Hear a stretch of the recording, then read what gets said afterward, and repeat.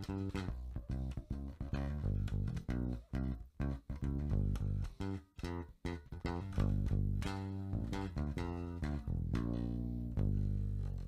my name is Rod Goelz and this is Basses Loaded. Today's tutorial is on fingerstyle bass.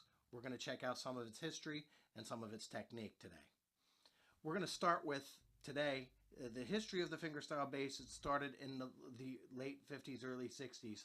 First bass players were not fingerstylists. One of the main components of the fingerstyle technique, one of the main thrusts in its development, was a guy by the name of Jamerson. What James Jamerson came from an upright bass background, so he was doing everything on the upright bass. That he called this the hook. When he was playing the upright bass, he would use everything would be done with his first finger, and he would play it. It's called the hook. What he simply did is turn his upright bass sideways, and use his hook for everything. Okay, so for maybe a dozen years, I don't know that long, but a lot of years, that's all people did, was to copy Jamerson's style, doing the one finger attack on the note. So when we play this one finger attack, the Jamerson started, okay, and Duck Dunn, and lots of like Tommy Cogbill. A lot of R&B bass players used the fingerstyle technique. So we'll say your James Jamersons, your Jerry Jamonts, your Duck Dunns, and the people of that ilk. Tommy Cogbill. Okay, what you're doing here, first thing is we have an anchoring system associated with fingerstyle bass. And what the anchoring system is, you want to place your thumb, when you're playing notes on the low E string, you want to place your thumb on the pickup. The Fender bass used to have something like up here, and originally it was down here in the 50s, but up here, when they started going fingerstyle, and that's where that's a little too far up, but it's like the pickup is actually a perfect height. And when you do that, with the fingerstyle, the print of the fingerstyle is going to go in and it's going to pinch. You want that to happen. Okay, this is good fingerstyle attack.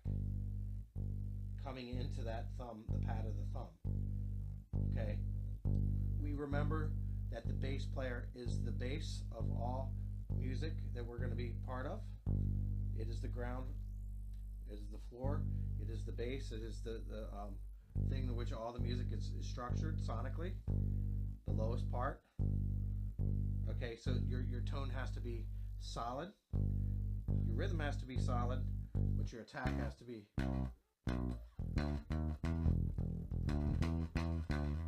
that rest stroke gives us that solid sound. A thing that people often do that is not good technique wise is they'll play this. This is very mousy as a form of technique, fingerstyle technique. They don't play fingerstyle. That's called a free stroke. So anyway,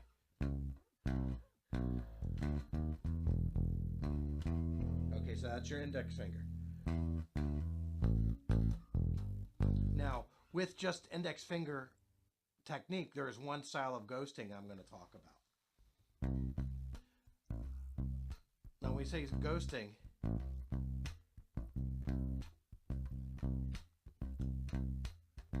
okay, ghosting is that percussive thing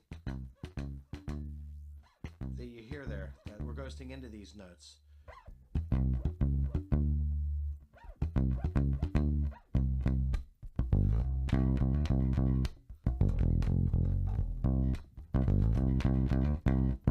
That percussiveness, that percussive little push, that's a ghost. James Jamerson did it. When he did it, it was the next string that he muted out. So that's Jamerson's fingerstyle approach. Now Now, as the electric bass moved on past Jamerson, or not past Jamerson, but there are other people like Chuck Rainey, like Jerry Jamont, they would build off of what Jamerson laid, the foundation that he laid down, and they would use other techniques. One of the Chuck Rainey techniques, he uses almost like a flamenco bass. And this you could use as a warm-up. It's almost flamenco style, like Abraham Laboriel uses as well. So he uses the index finger like a pick. Down, up, down, up, down, up, down, up.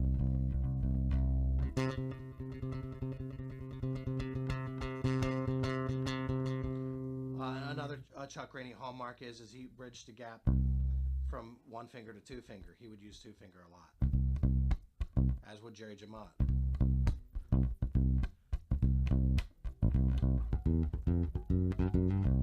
Now, once you get into two finger technique, one of the things we want to talk about is how do you ghost with two finger technique. And the one technique I'm going to show you in this video is called a two-stroke ghost. What a two-stroke ghost is. Okay, there's two strokes in it when it comes to this ghosting. The first stroke is a dead note. My two fingers are down. That's your first stroke, which is a dead note. And then the middle finger plays the principal note. Ghost, principal. Ghost, principal. Ghost, principal.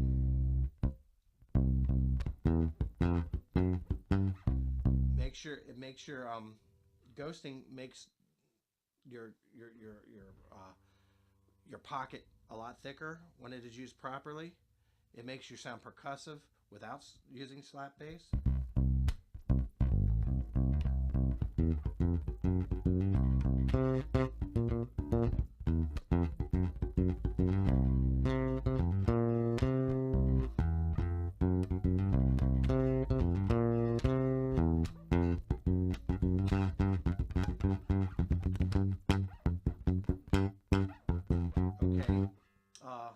One last technique that we're going to discuss is Rocco Prestia's fingerstyle muting and dead notes.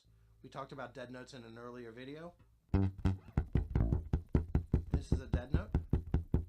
It is complete silence, like percussive. There's no pitch to it, but there is percussiveness to it.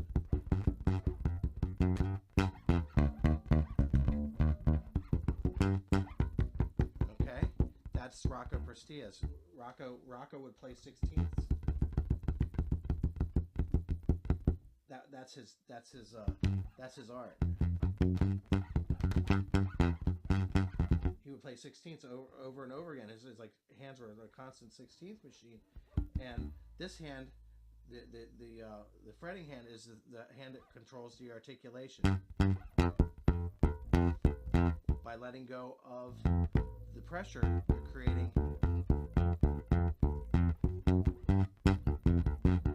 You're creating that percussive dead note effect and dead note grooves that so much R&B can be used in R&B bass. And so that's Rocco Prestia's style. And Rocco Prestia played in a band called Tower of Power, which you may or may not have heard of.